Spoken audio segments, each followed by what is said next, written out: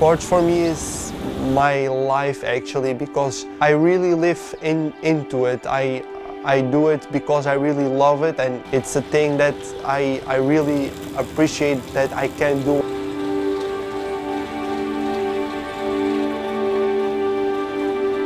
I think about the people that cannot do it. You just need to appreciate that and just do it and enjoy the moment.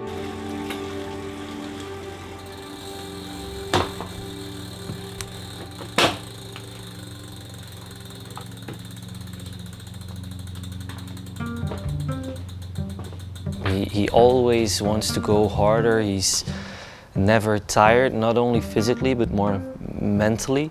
And of course it's very important if you're preparing for an Ironman, because you have to train a lot because it's a very hard and long event. An Ironman is 3.8 kilometers of swimming, 180 kilometers of biking, and a marathon running, so 42 kilometers of running.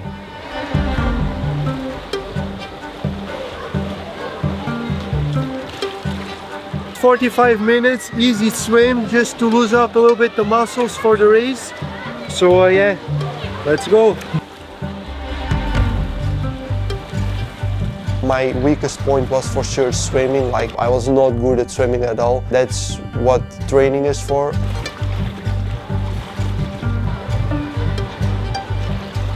I think towards the end he was training in between 15 or 20 hours a week.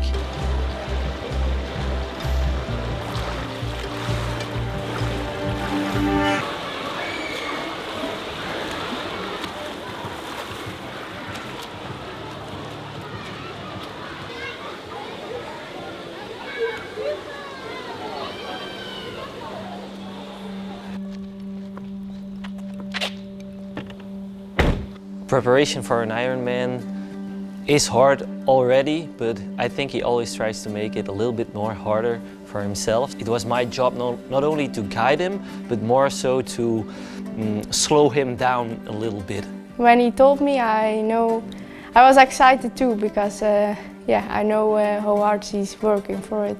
I know he can do it because he has like a mentality that he can switch something in his head what a lot of people can't. He can go through a lot of pain and he can really go over his limit.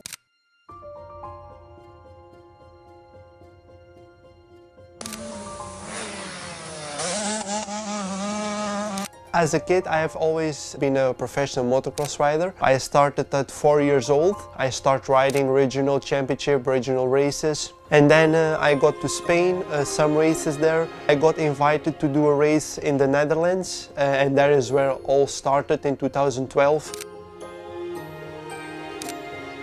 Motocross was just my life.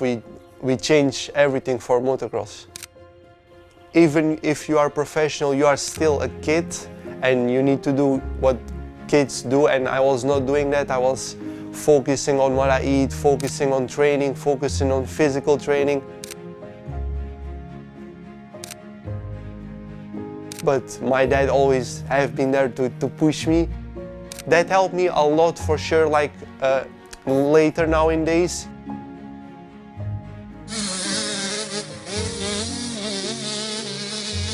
Then I got a contact from Brazil to race there for a Kawasaki team. Afonso Gaidao, que também esteve presente neste lançamento, tem sido uma das apostas da Fox por conseguir surpreender tudo. And I was really happy for him because, yeah, you do so much for the sport and you hope to get some good luck, and yeah, he gets that, and he was riding really good. I saw a lot of videos he sent me, and yeah, I was really happy to see him also happy because he liked the bike and everything was going well.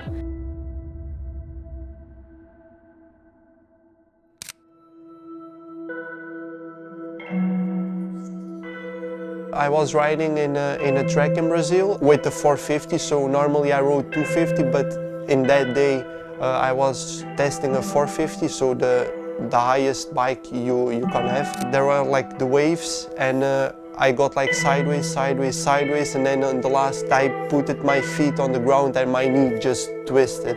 The impact was so hard that the knee brace could not hold it, and the knee just completely twisted around and just ripped everything inside.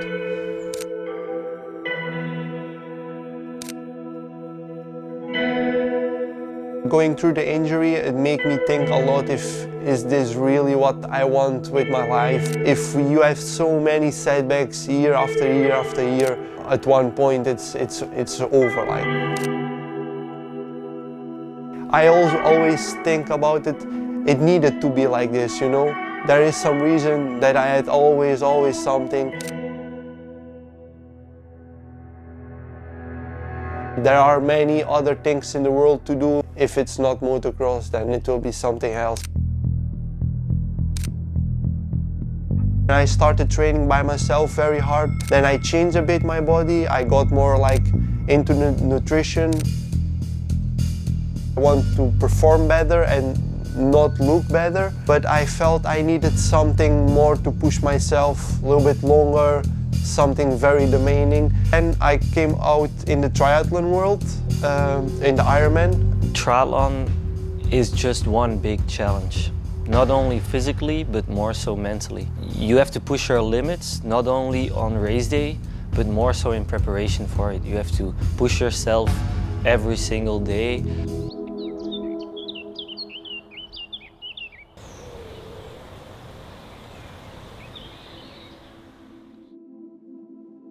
Afonso is a really kind person, and he is really good to feel when somebody is not feeling right. So when I have a bad day, he feels immediately that something is wrong, and I really like about that. And also he can talk to everybody. Like, he has a really good heart, and yeah, he loves to talk, and he's really kind for all the people.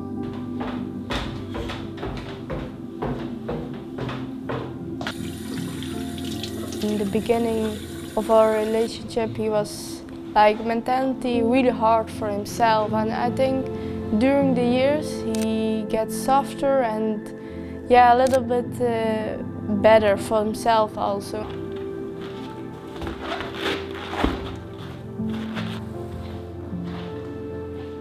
We first met, I think it was like on a motocross track. I saw him riding and he was really fast and I didn't know him. Yeah, I texted him and at that moment he texted me back and that's how we started.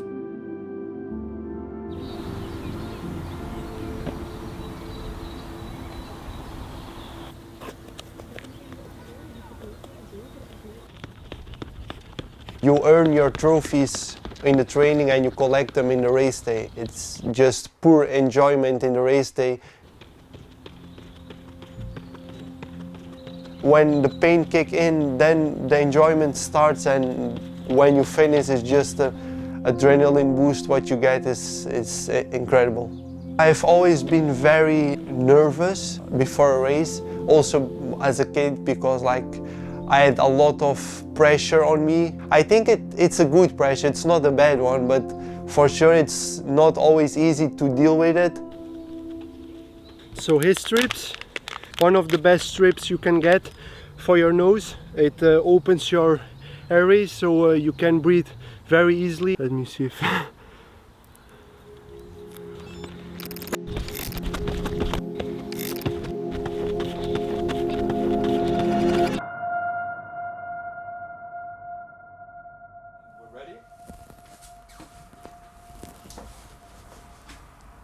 Okay, let's start from the morning of the race.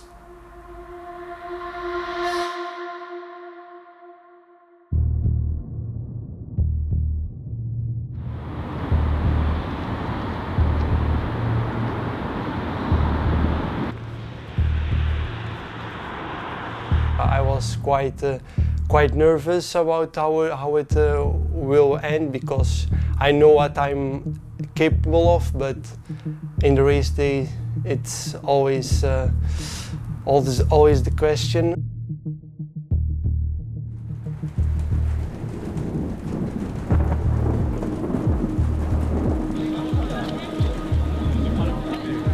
We were like all the athletes under the subway waiting because it was raining so badly and so much wind. So it was quite nervous, I think, for everyone.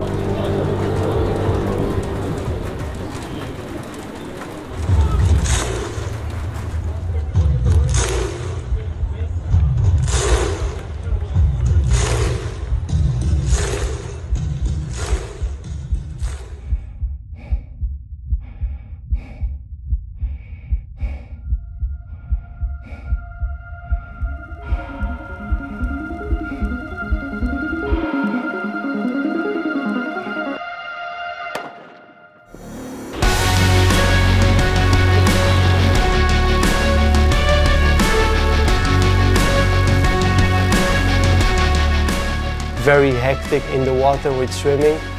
A lot of food, a lot of hands from the people, but I think the swim went better than expected. Was feeling very great in the water. I'm quite new with swimming and my panic about water is so incredible much. I don't see what's under me, so like that was the most mind game I had. When you're used to swimming in a pool, swimming in the open water is almost a complete different sport. You can't see a lane on the bottom of the lake. You can not even see 1 meter in front of you, so I think it's a very big difference. When I went out of the water and I clicked on my watch, I saw I finished at 1:13. Like I was very, is this real? Because I was aiming to 1:20. This is the longest transition area in the world from triathlon.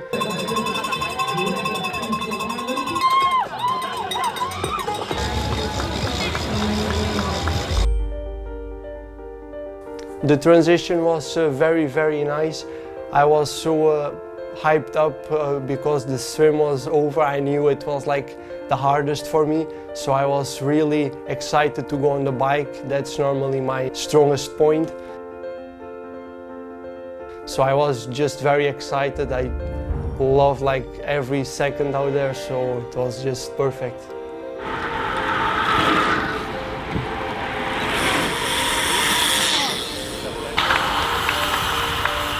When I start cycling, the weather changed like to a perfect sunny day, from a thunderstorm to a perfect sunny day.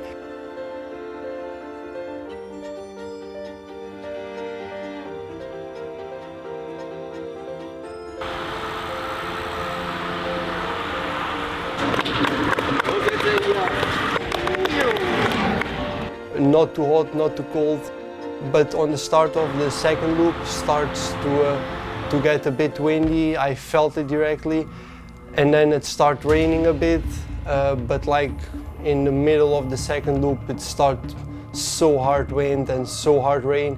It made like really hard the bike on the second loop, because I looked at my watch, I went like 12 kilometers per hour, high heart rate, like I needed to push so badly. I just knew it was almost over for the bike, so I kept pushing. Maybe a bit too hard, because then on the run I was cooked.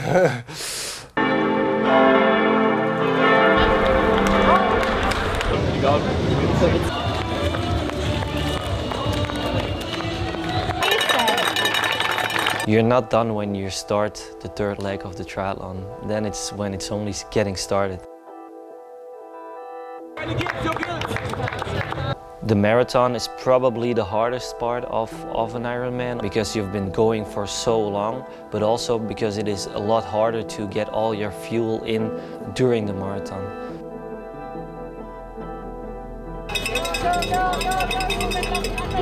Directly when I started the run, I felt it immediately on my stomach. It was like a stone in my stomach.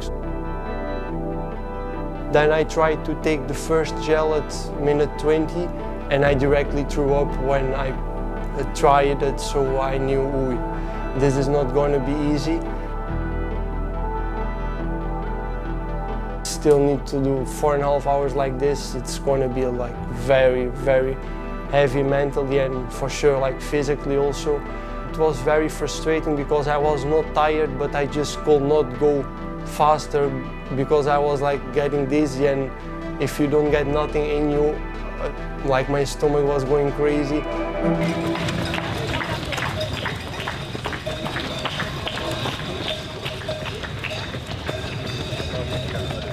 After each loop you got like a band at the end. So when I finished the first loop I got first the yellow band, and then I start looking at some people. They already had like the third band, and then I look at mine and I saw like one band. I still need to do 3 of this. But then I start thinking about all the sacrifice I did for this, and then I was like, no, like giving up, it's not gonna be me. Even if my foot falls down, but like I keep going.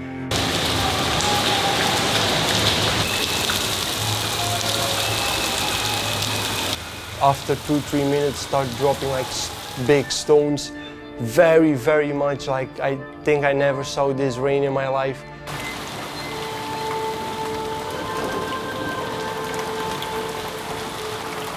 The volunteers there, they need to hold the tents because they were just flying away.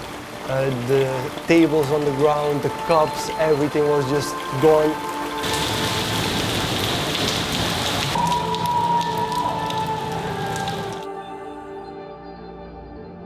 At the aid station, it was like a little bit of a zombie movie.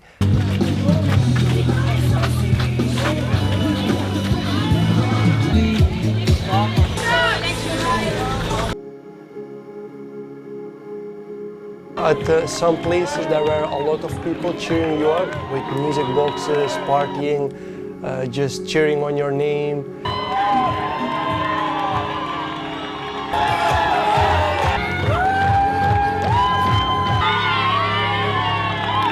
But then you went to some places, it was just 3 kilometers straight, nobody around, just you, your footsteps.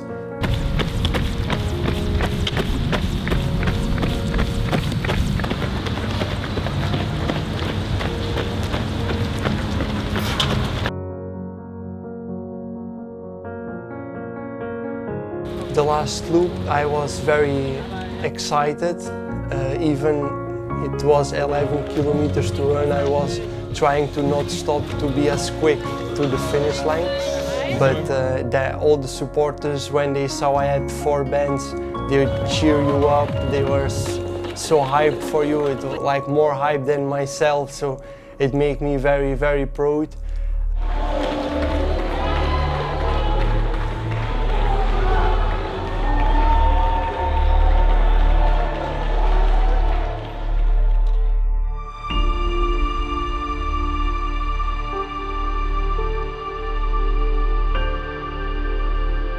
And then like the corner before the finish line, I already saw my dad was there and he was saying, "Hey, you can go sub 12, you can go sub 12." So I was like, "Oh, I need to sprint because maybe it's very close." And then when I turned to the right, I saw the Ironman finish line. People on the left, people on the right, so many people cheering you up. You are almost crying, so I just sprint. You are an Ironman.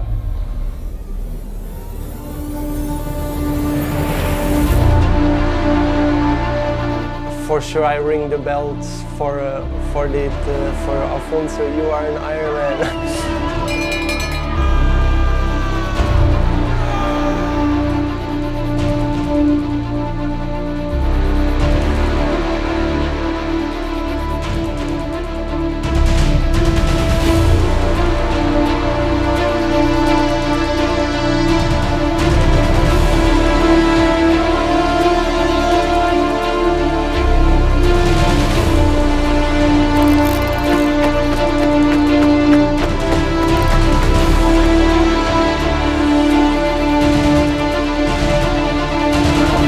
Afonso